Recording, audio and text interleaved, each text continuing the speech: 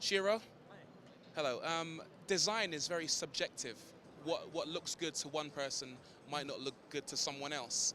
So when you design a car like the Q50, Yes. how can you be sure that the general public will love the look of it?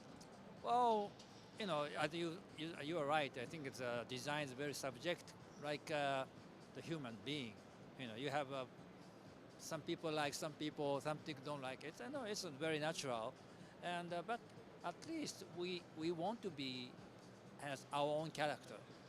Uh, we are not targeting for everybody, as you are right, but we are targeting the people who really has you, their own value because there are many other premium segment exist, like the Germans, many German cars. The one we would like to deliver our own value. That is when we design. We are not thinking whether everybody loves or not. So most important thing is to express our own character. You can see this Q50. Uh, we would like to make the car very personal, and emotional, and exciting. That is the we when we design a car. That is the things we bear in mind. Okay. So speaking of emotion, uh, I presume you look to other products or in nature for inspiration. Yes. Where does most of your inspiration come from for the Q50? Yes. Our most for not only Q50, Infinity, the basic inspiration from the nature, power of nature. We use a lot of wave lines, and the wave is one of the very dynamic nature. There are the many natures, like some nature is static, and the mountains, the very nice scenery is static. But one of the good, I think it's point of the wave is very dynamic. And also showing the very delicate, nice lines. So you can learn from the shape of the wave. So you can see like all from the food to rear, lots of the lines and the form is inspired by the nature, particularly from wave. When you design a car, there are lots of different people involved in the design process. So engineers and designers, and also there are legal requirements. So there's lots of compromise. Do you find yourself having to scale back your designs and make them less adventurous because of certain rules and regulations? Right, I think you are right. We have a lot of constraint, regulations, and the cost, and the engineering, manufacturing are constraint. Actually, design is part of problem-solving process. You can create any shape you want if you don't have any constraint. But the real design is how do you solve each issues. For the safety, you have a pedestrian requirement is much more severe than before. But I don't think at the end of the day, we don't want to show this is made of the constraints. So we are fighting. It's every single issues to make it our own design. The engineering is not fighting each other. They are our colleague to fight together for how to overcome regulations and how the cost as well. We would like to make a car as reasonable priced. If this is the $1 million, it's easy, but we cannot. So the engineering people, our planning people, working together to to make an ideal shape for the solving the every issues. When you design a concept car, Yes. it's all very beautiful, looks amazing. Do you sometimes feel sad when you have to turn that concept into a road car, which is less adventurous? Yeah, I think its concept car is much more pure. Concept car, you don't need care about any regulations. You don't need to care about any cost. Uh, However, do you remember the Essence show car we have created 4 years ago? This car is so much. I think it's trying to capture the spirit of or shape or element of design is reflected in this car. So a concept car is just pure our emotion. And as you said, we cannot sell it because it doesn't meet regulations, it doesn't meet the cost. But how you can bring the concept car to real car, real product, that is a process. We create the concept car just not only for our fun. Of course, it's fun to make it, but most important, we create a more pure spirit there, and we can bring into the reality. This is it. Of course, this is not a coupe, but we have a coupe version of this, maybe much more closer to, for example, Essence. And we have now preparing a smaller product below Q50, which is very emotional, maybe the emotion, spirit is much more closer, for example, like Emerge. It's not same shape, but we can bring our spirit and the emotion, the passion from concept car to production. When you finish a car, do you ever feel like it's really finished, or do you think, I wish I had more time to work on different things and change the wing mirror or change the bumpers, or do you look at it and think, that's my job finished? Never finished. Every time I see any cars, oh, it can be better.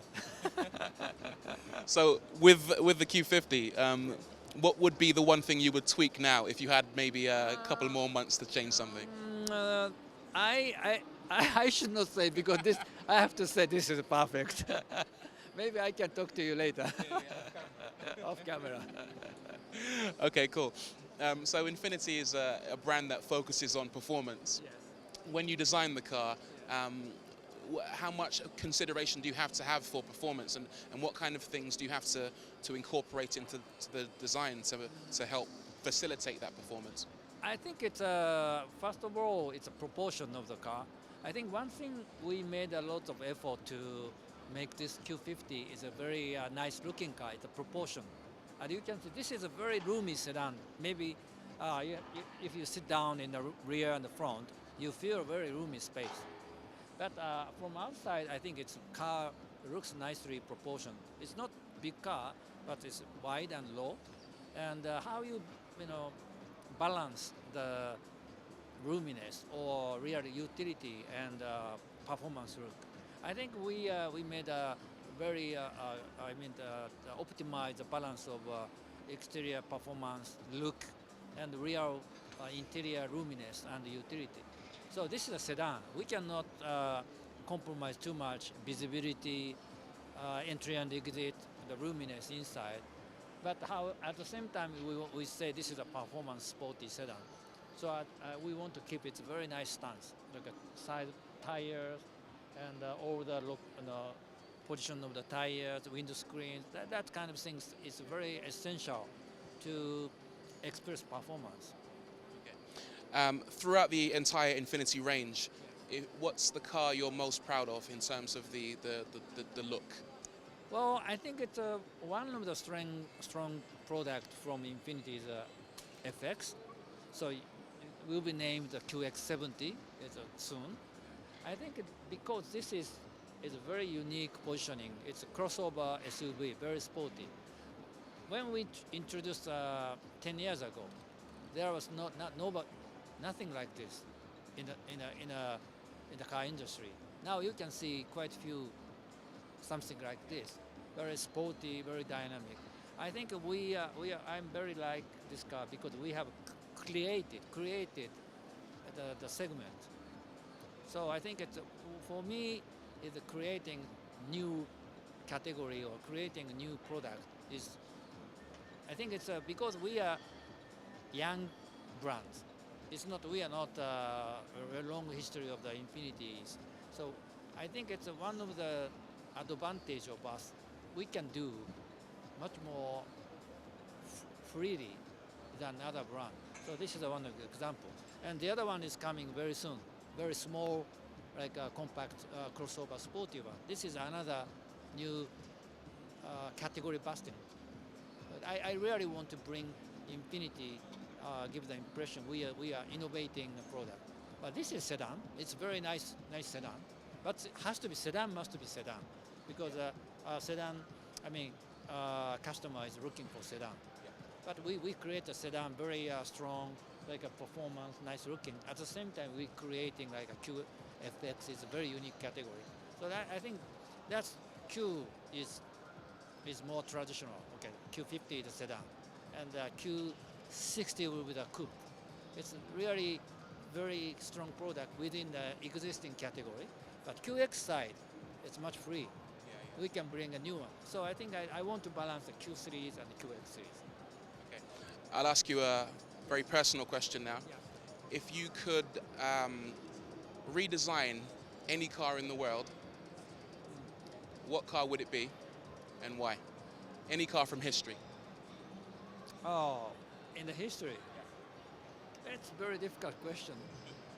But I don't, as for Nissan Motor Company, one of the things is I did a GTR and I did a Z. So the two in Japanese car industry,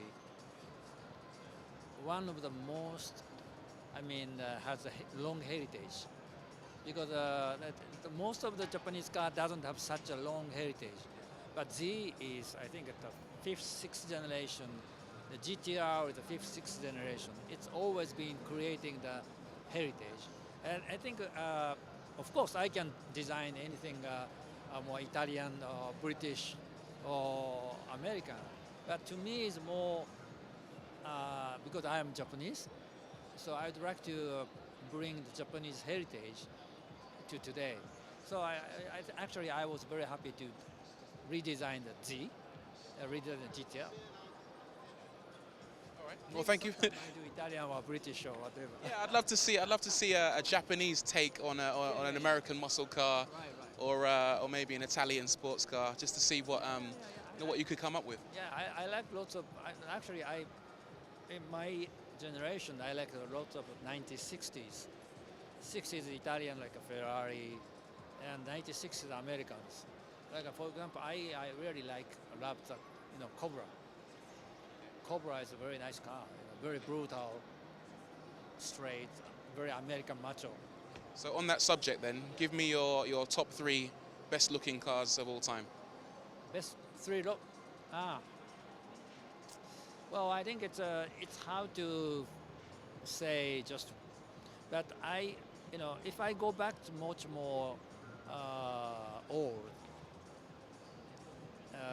90 pre-war Alfa Romeo designed by Touring, that is amazingly beautiful and emotional and elegant.